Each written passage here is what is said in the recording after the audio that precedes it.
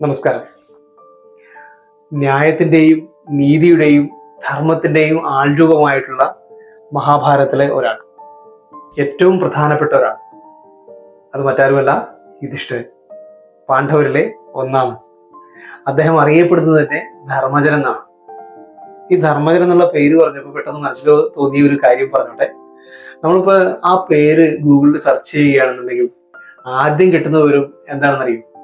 Cinema താരം ധർമ്മജൻ ബോൾഗാട്ടിയെ കുറിച്ചുള്ള വിവരങ്ങളാണ് നമുക്ക് ആദ്യം കിട്ടുക. അതിന് 4-5 സെർച്ച് റിസൾട്ടിന് താഴെയായിട്ടായിരിക്കും മഹാഭാരതത്തിൽ പറയപ്പെട്ടിട്ടുള്ള യഥാർത്ഥ ധർമ്മജന്റെ വിവരങ്ങൾ നമുക്ക് കിട്ടുക. ഇത് പറഞ്ഞു വന്നപ്പോൾ പെട്ടെന്ന് മനസ്സിൽ തോന്നിയ ഒരു കാര്യം രസകരമായിട്ട് പറഞ്ഞു എന്ന് പറയാം. അതുപോട്ടെ, നമുക്ക് ധർമ്മജന്റെ കാര്യത്തിലേക്ക് മടങ്ങി വരാം. ഈ ആധുനിക കാലഘട്ടത്തിൽ നമ്മൾ എന്തിന് അദ്ദേഹത്തെ പറ്റി പഠിക്കണം? അതാകട്ടെ ആദ്യം. ഏതൊരു മനുഷ്യനും മനസ്സുമെടുത്ത് വീണുപോകുന്ന പല സന്ദർഭങ്ങളിലൂടെയും കടന്നു പോകുന്നുണ്ട് യുധിഷ്ഠിരൻ മഹാഭാരതത്തിൽ. ഈ അവസരങ്ങളിലെല്ലാം അദ്ദേഹം കാണിക്കുന്ന ക്ഷമ, സ്ഥൈര്യം, അചഞ്ചലത, ഈ 3 ഗുണങ്ങൾ മാത്രം മതി നമുക്ക് അദ്ദേഹത്തെ പറ്റി പഠിക്കാൻ. കാരണം ആഗ്രഹിച്ചത് കിട്ടിയില്ലെങ്കിൽ, കേവലം ക്ലാസ് ടെസ്റ്റുകളിലാണെങ്കിൽ കൂടിയും മാർക്കൊന്ന് കുറഞ്ഞാൽ, ഇനി അതുമല്ലെങ്കിൽ തമാശയ്ക്ക് ആരെങ്കിലും ഒന്ന് കളിയാക്കിയാൽ പോലും ജീവിതം അവസാനിപ്പിക്കാൻ ഉൾപ്പെടുന്ന യുവാക്കളുള്ള ഈ കാലത്ത് നമുക്ക് ധർമ്മജനെ പറ്റി പഠിക്കാതിരിക്കാനാവില്ല. പഠിക്കുക തന്നെ വേണം. കൂടുതലൊന്നും പറയുന്നില്ല, വീഡിയോ സ്കിപ്പ് ചെയ്ത് പൂർണ്ണമായിട്ട് കാണുക. പോകാം വീഡിയോയിലേക്ക്. കുന്തിയുടെ 2ാമത്തെ പുത്രനായിരുന്ന ധർമ്മപുത്രർ പഞ്ചപാണ്ഡവരിൽ മൂത്തവനും ലോകത്തിലെ ധാർമ്മികരിൽ വെച്ച് ഏറ്റവും ശ്രേഷ്ഠനുമായിരുന്നുവെന്ന് വ്യാസമുനി വ്യക്തമാക്കിയിട്ടുണ്ട്. ചെറുപ്പത്തിൽ തന്നെ പിതാവായ പാണ്ഡുവിന് വനത്തിൽ വെച്ച് അകാല മരണം സംഭവിച്ചതിനാൽ അമ്മയോടും സഹോദരന്മാരോടും ഒത്ത് അദ്ദേഹം ഹസ്തിനപുരിയിലെത്തി കൗരവരോടൊപ്പം താമസം തുടങ്ങുന്നു. പാണ്ഡവർ തമ്മിലുള്ള കെട്ടുറപ്പ് കണ്ടിട്ടും അവർക്ക് പകുതി രാജ്യം കൊടുക്കേണ്ടി വരുമല്ലോ എന്ന ചിന്തകൾ കൊണ്ടും കൗരവരിൽ സ്പർദ്ധ ഉണ്ടായി വന്നു. ഈ സ്പർദ്ധ വളർന്ന് പാണ്ഡവരുടെ ജീവൻ അപായപ്പെടുത്തുന്ന തരത്തിലുള്ള ഗൂഢമായ ആലോചനകളിലേക്കും പ്രവർത്തികളിലേക്കും അത് വളർന്നു.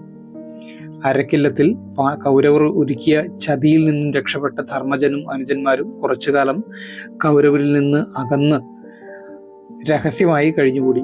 ഈ കാലത്താണ് അവർ പാഞ്ചാലി സ്വയംവരത്തിൽ പങ്കെടുക്കുന്നതും ദ്രൗപദിയെ വിവാഹം കഴിക്കുന്നതും.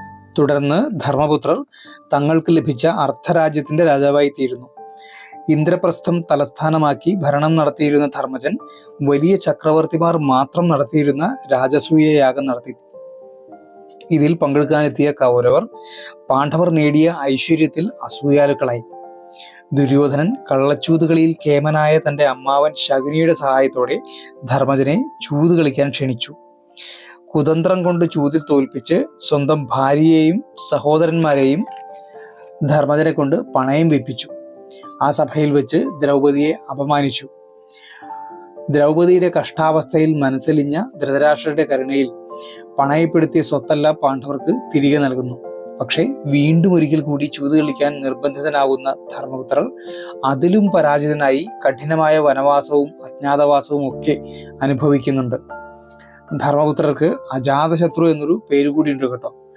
ഈ പേര് ലഭിക്കാനുണ്ടായ സാഹചര്യം എങ്ങനെയാണ്? യുധിഷ്ഠിര മഹാരാജാവ് രാജസൂയ യാഗം നടത്തിയ കാര്യം ഞാൻ തുടക്കത്തിൽ പറഞ്ഞല്ലോ. ഈ യാഗം സമാപിച്ചതിന് പിന്നാലെ വ്യാസമഹർഷി യുധിഷ്ഠിരനോട് പറഞ്ഞു, അല്ലയോ ധർമ്മപുത്ര, ഭാവിയിൽ കൊടിയ വിനാശമാണ് ഞാൻ കാണുന്നത്. രാജ്യം മൂലം ക്ഷത്രിയരെല്ലാം നശിക്കും. ദുര്യോധനന്റെയും ശകുനിയുടെയും ദുർനയങ്ങളാണ് ഇതിനിടയാക്കുക. ബന്ധുക്കൾ പരസ്പരം കൊന്നൊടുക്കും, കുലം മുടിയും.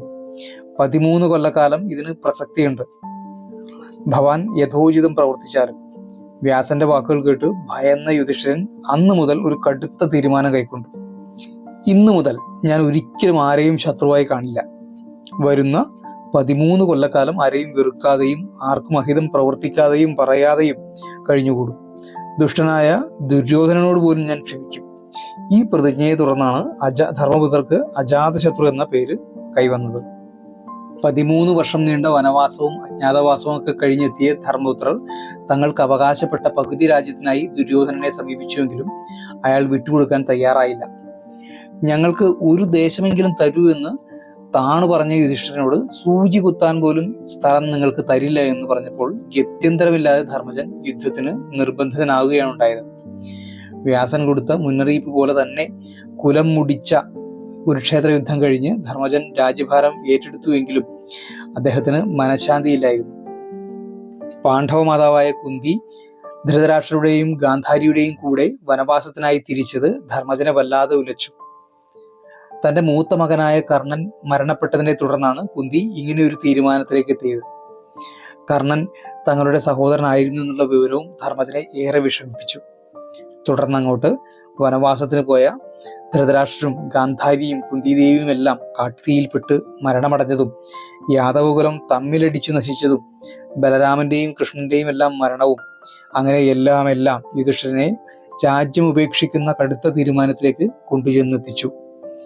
തുടർന്ന് രാജ്യകാര്യങ്ങൾ യുയുത്സുവിനെ ഏൽപ്പിച്ച് അടുത്ത രാജാവായി പരീക്ഷിത്തിനെയും തീരുമാനിച്ചിട്ട് മഹാപ്രസ്ഥാനത്തിനായി ധർമ്മജനും അനുജന്മാരും ദ്രൗപദിയോടൊത്ത് രാജ്യം ഉപേക്ഷിച്ചിറങ്ങി. അപ്പോൾ ഇന്ന് പറഞ്ഞ ധർമ്മപുത്രരുടെ വിവരങ്ങൾ നിങ്ങൾക്ക് എല്ലാവർക്കും ഇഷ്ടപ്പെട്ടു എന്ന് തന്നെ കരുതാണ്.